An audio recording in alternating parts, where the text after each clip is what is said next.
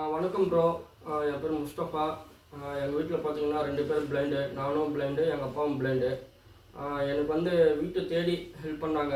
அவங்க பார்த்தீங்கன்னாக்கா எனக்கு படிப்பு செலவுக்கு, எக்ஸாம் ஃபீஸ், அதாவது காலேஜ் ஃபீஸ்க்கு, ரெண்டாவது பார்த்தீங்கன்னாக்கா பேங்க் எக்ஸாம்க்கெல்லாம் எனக்கு ஹெல்ப் பண்ணிட்டு போனாங்க. இப்போ தான் அவங்க பேர் வந்து பார்த்தீங்கன்னாக்கா சங்கர்.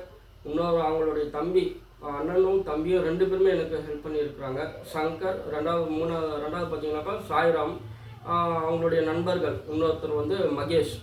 இந்த 3 பேருமே கூடி சேர்ந்து எங்களுக்கு ஹெல்ப் பண்ணியிருக்காங்க. ரொம்ப ரொம்ப யூஸ்ஃபுல்லாக இருக்குது. ரொம்ப நன்றி ப்ரோ. உங்களுடைய சேவை மனப்பான்மை தொடரட்டும். ரெண்டாவது வந்து பார்த்திங்கன்னா உங்களுடைய நட்பும் எனக்கு வேணும். எங்கள் வீட்டுக்கு தேடி வந்து யாருமே என்னை வந்து கைப்பிடிச்சி கூட பேச மாட்டாங்க. ஆனால் அவங்க வந்து பார்த்தீங்கன்னாக்கா எனக்கு வந்து கட்டிப்பிடிச்சி ஹக் பண்ணிவிட்டு என்ன ஹெல்ப் பண்ணாலும் கேளுங்க ப்ரோ, பார்த்துக்கலாம், நாங்கள் உங்கள் கூட இருக்கிறோம்ன்ட்டு ஒரு நம்பிக்கை கொடுத்துட்டு போனாங்க. இது ரொம்ப ரொம்ப எனக்கு மன மகிழ்ச்சி ரொம்ப கொடுக்குது.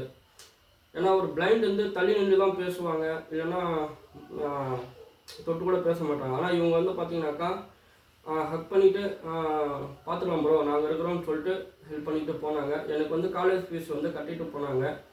படிப்பு செலவுக்கு ரொம்ப யூஸ்ஃபுல்லாக இருக்கும் ப்ரோ. மகேஷ் ப்ரோ உங்களுக்கும் நன்றி. சாய்ராம் ப்ரோ உங்களுக்கும் நன்றி.